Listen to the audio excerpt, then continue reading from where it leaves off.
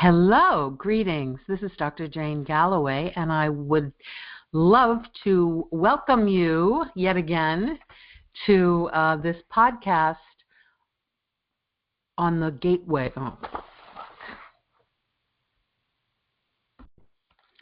Hello, this is Dr. Jane Galloway, and it is my great pleasure to welcome you to podcast number 10 about the gateways, the wisdom of 12-step spirituality. This is Gateway 10. And each gateway, just to explain in case anyone has any confusion about this, each gateway correlates with a step of the same number. So sometimes I may refer to the step or to, the gateway. They're interrelated. The gateways are openings and are a more complex resource that goes along with each one of the steps to really ground and expand the practice, really the lifelong spiritual practice of that step. But the steps were created or downloaded from the cosmic oneness through AA, the program of AA, as the 12 Steps of Alcoholics Anonymous. They've been used for so many other things, and they really are a universal path. But that's where they come from. That's where they originate. So some of these terms are interchangeable. So I don't want any of that to be confusing to people.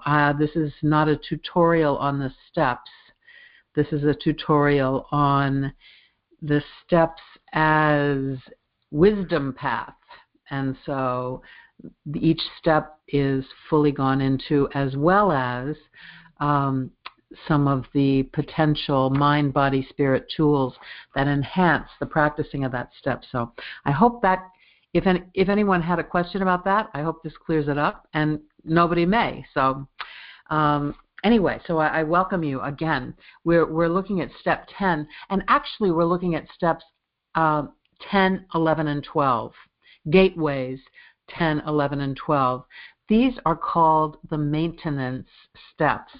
And so we're not really actually practicing too much new in these steps. We are solidifying what we have learned in the previous 9 steps, which are really where we do the heavy lifting, okay? So remember, we have done the amends process, the making a list, and becoming entirely ready in Gateway 8 to make amends, and then Gateway 9, which is where we humbly make amends to any persons we had harmed, except when doing so would injure them or others. So this process, 10, 11, and 12, are the daily walk. The daily walk. And this is really a lifetime path. At this point in the process, we've accomplished a huge amount of inner work, and we're beginning to realize some new freedom and serenity. Steps 10, 11, and 12, sometimes called the maintenance steps, as I said, are worked daily and become a way of life, a daily practice of personal inventory and amends, spiritual practice, and carrying the message through service is a kind of inner ecology, keeps us current with ourselves. The New Testament book of Thessalonians calls this daily discipline praying without ceasing.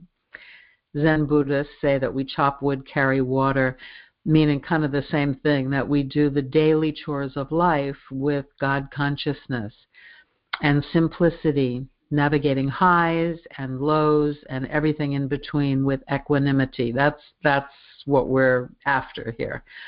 Whatever you call it, through practicing the presence with intention, our lives become a lived prayer in action. And so 10, 11, and 12 are really the practiced part of this. Now, I want to address something about amends and about this idea of step 10 is a throwback to step 4, and it says continued to take personal inventory, and when we were wrong, promptly admitted it.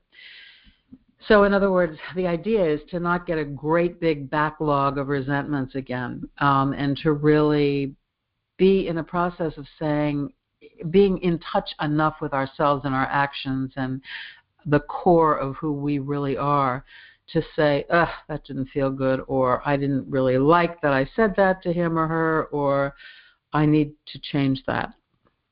And then getting on it right away. Some people say don't let the sun set on a resentment. I think that's hard to do sometimes. Sometimes you have a resentment that you have to kind of figure out and noodle around, but usually continuing to take personal inventory, and when we're wrong, promptly admit it. See, in the beginning of working these steps and through this process, it's very hard to tell sometimes. We're so guilty about everything. So it's hard to tell by the time what we owe and amend for, what we don't owe and amend for. We're full of justification and shame and just wanting the whole thing to go away. So, but after working these steps, and by the time we get to step 10, we should have a better idea about stuff we do that, well, we certainly don't want to injure others, and things we do in life. Life is, a friend of mine said years ago, the problem with life is that it's so daily, and that's really the truth of it. We hurt people. We don't mean to. We hurt people. We have reactions. We have triggers, and find ourselves reacting to things in a way that just is unfathomable to us even sometimes. But in the process of all this, we have these inner ecological tools to get us back on track. But what I wanted to speak to you about this was, we left off with the amends step, made amends to such persons, except when to do so would injure them or others. The example of that second part of that is, except when to do so would injure them or others. The example that's commonly given in the 12-step programs is, if you've had an affair with someone's husband, and your conscience is really bothering you and you want to go and tell the wife how sorry you are, that would be an instance of injuring them or others. You just have to live with that and maybe do some sort of service or figure out a way to make an amend for that particular thing that isn't creating a new wound, right? So that's what that's about. But I wanted to kind of address this idea of making amends and having people sometimes say no. Sometimes the answer is no. And we just have to live with that. We call this cleaning up our side of the street. And so, a relationship takes two people, and we can offer ourselves in humility, and really honestly, it's the only way to go. And it's a real strength, this kind of humility that we discover through working this process, these steps. But if we make an amend with honest intention to someone, and they just say, you know what, I hear you and I could care less, or I don't want to have a relationship with you even though you are trying to have one with me, that's an outcome that happens at times. And that's where a deep level of acceptance really has to come in. We're not meant to be connected with everyone, even, weirdly, sometimes people in our own families. That can be a very painful process to come to grips with the fact that the people we've been trying so hard for so long to keep in some sort of relatedness with, as we continue on this path of self-differentiation, sometimes don't like us. I mean, it's true. It's kind of simple, and it's heartbreaking. I've known several people in one or another 12-step process who have said, several members of my family are all sober or whatever program they're in. And, I think we got along better when everybody was not sober or not working the program. That is something that people don't talk about a lot. So I thought I should add that here with this 10th step. So, it's really good. One of the things we don't have to live with in this life is regret. I actually learned that through my working of the 12 steps and the community that I was growing and becoming myself in New York City. My grandmother was quite ill, and she was elderly. I mean, she was in her late 80s, and we weren't sure she was going to make it. And I was about to take off and go on tour for a pre-Broadway tour that took forever. It took a long time. But I was really out of money. I was waiting to get back to work, which we were about to do in a couple of weeks, and then this incident happened with my grandmother. And I remember talking with some people. I was distraught about this situation. And this gentleman came up to me later in the evening and said, you know what, you need to go. You need to go see your grandmother. He said, the one thing that we can avoid in this life, if we can, I mean, and you can in this situation, is regret.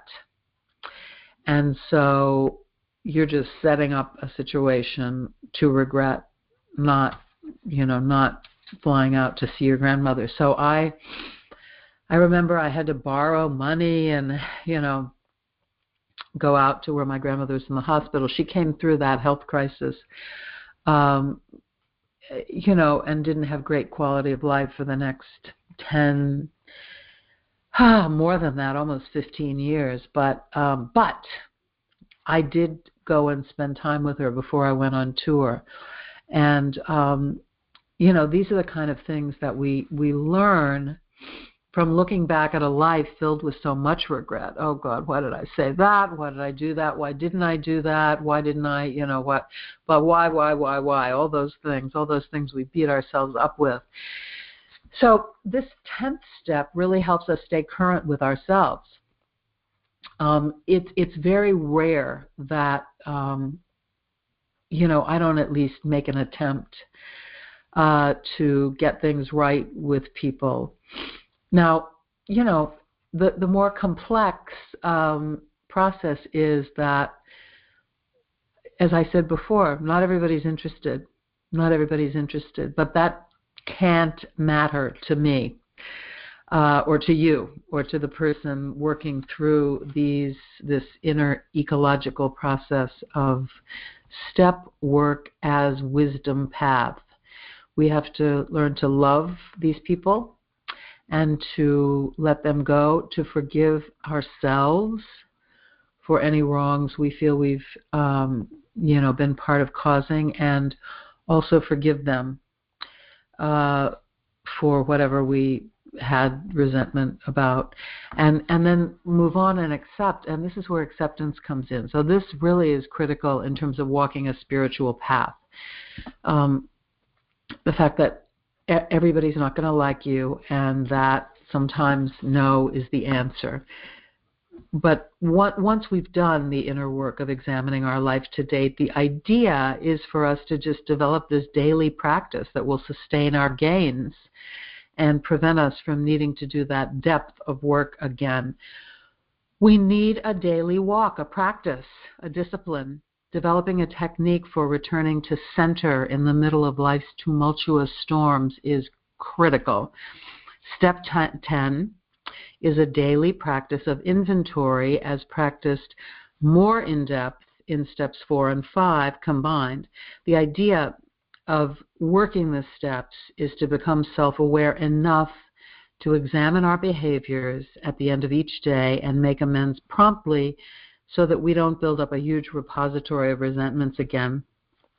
We need never repeat the 4th and 5th step in full if we do a thorough and fearless inventory as suggested in the literature the first time around, and make a habit of taking personal inventory daily. So the gateway of step 10 is, the chakra is called Anahata.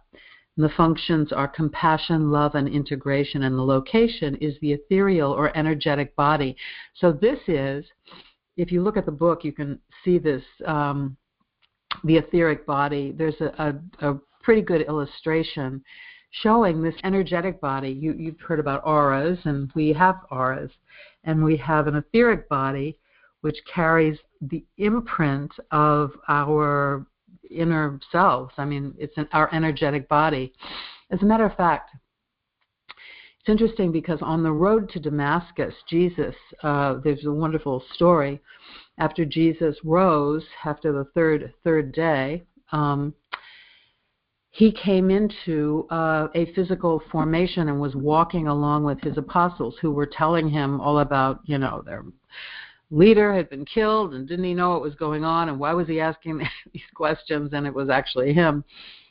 But people talk about, was the resurrection real, et cetera, et cetera. I have no question that people appear to us in their etheric form, and I'm sure Jesus did as well. I think this is one great documented instance, and a very embodied etheric personage, and who knows exactly how this all went. But I think that was, people appear to us at times, and the mystic really is tuned into that vibrational level. So frequently people can see forms of people who have moved on to the next dimension. But anyway, so this location of this idea of really beginning the rigors of continually taking personal inventory, and when we're wrong, promptly admitting it, has to do with really working with this energetic body. I know all of you have been in a room when someone's walked in and you've just gotten a bad vibe, or certain people just rub you the wrong way, or other people are just magnetic. You just love them. You just want to go up to them and hug them, right? So that often has to do with the energy field that they're surrounded by, and that's usually their etheric body. And it matches with what's going on in people's hearts usually. So, sometimes people have a broken heart and are very self-protective and may repel. So this isn't, saying that people are bad or that they're, but this is the energetic body. So this idea of continuing with this inventory is really a spiritual discipline, and deals with this etheric, energetic body. The form, the sacred geometric shape, is an upside-down crescent. The color is crystal, that beautiful crystalline, clear crystal. The musical notes are F, F sharp, G, and G sharp. Now, isn't it interesting that there are 4 musical notes, and they're all very close to one another? F and F sharp, G and G sharp. It's just one half tone up for a sharp. And it's interesting that this etheric body, then, you've heard of the music of the spheres. I mean, here's where we get into much kind of more vibrational. Everything's vibration, but we get into a kind of a more vibrational field. The gemstone for this is, as I said, clear quartz and aventurine. And the meridian is the heart meridian. Now remember, the meridians have to do with the Chinese medicine system. So this is not like the heart chakra. This is the meridian, the Chinese meridian that correlates with the heart. The gland is the thymus, and Maslow's hierarchy, we're dealing with the upper properties of the Maslow's hierarchy here. Love and psychological integration are part of this. So, wow, when we begin to know ourselves better, to center ourselves in our own spiritual truth and walk, and then have the willingness to make amends to people, that it's a very vulnerable thing to do that. I mean, a lot of people, I find it much easier once I realize, oh my God, I need to make this amend. It's easier to make it than to walk around carrying all of that stuff. However, it is, it's challenging to be that kind of person who is forthright and really doing that self-examination.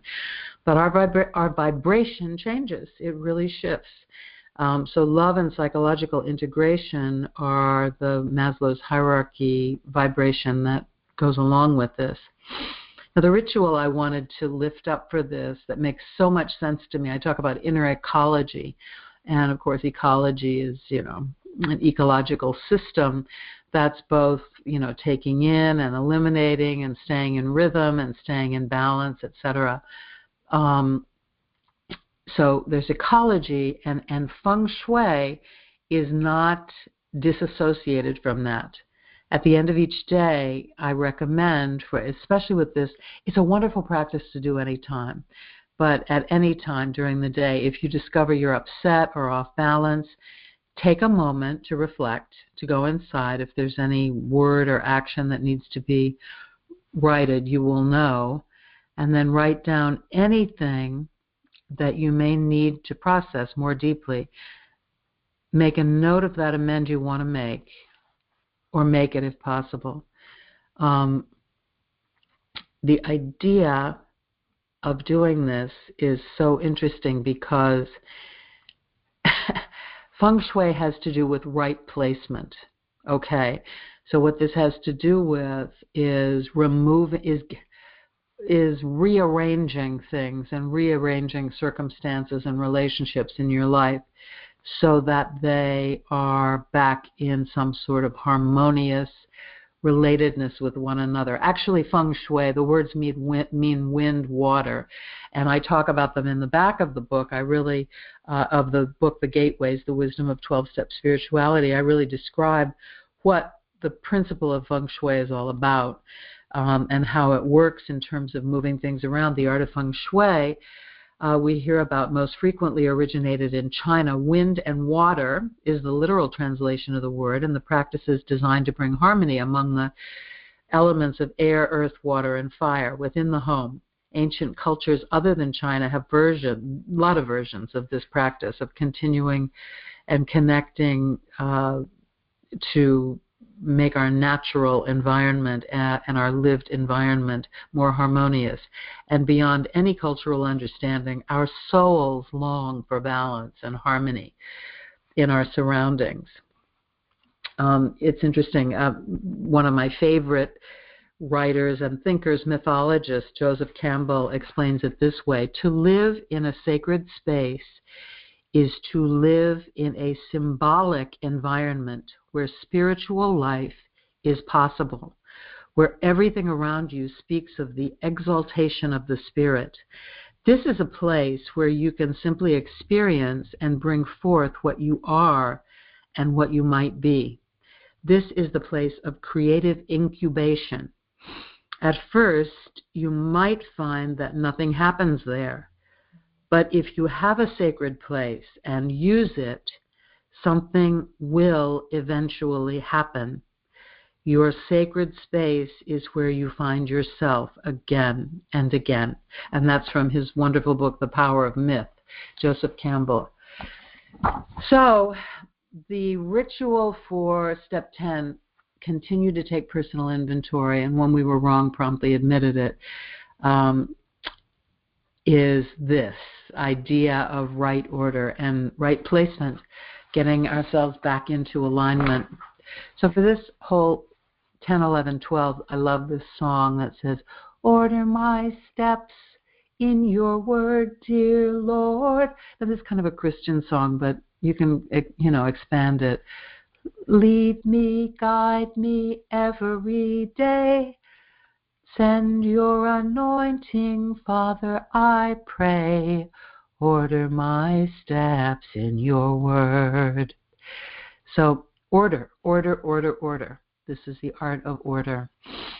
All right, so this is step 10. This is Gateway 10 with all of these wonderful esoteric principles attached to it. This is, the beginning of the daily walk of a lifetime of deepening, a lifetime of continuing on the spiritual walk. So this is me signing off, actually, for this week. And, I would be very interested if you go to zjaneg@gmail.com and send me an email and let me know how you're enjoying these podcasts. And if they're kind of clicking in with something in your life, that would be fantastic. Also on Facebook, you can find The Gateways, The Wisdom of 12-Step Spirituality on a Facebook page, or janegalloway.com. I want to refer you, of course, as always, to the YouTube channel for Sacred Stories Media and sacredstories.com. which is the publisher of the Gateways, the Wisdom of 12-Step Spirituality, and also the publisher of many other metaphysical books that really are getting at many of the levels of spiritual growth and spiritual practice that people are seeking out with a great hunger today. I think you'll be very happy to go to the sacredstoriesmedia.com. It's funny, I just said that. I was the director for a very short time of an organization with that other name, so it kind of just came out of my mouth. But this is Sacred Stories Media, Sacred Stories, and sacredstoriespublishing.com. The name of the book is The Gateways, The Wisdom of 12-Step Spirituality. And I wish you a wonderful couple of weeks. Peace and blessings.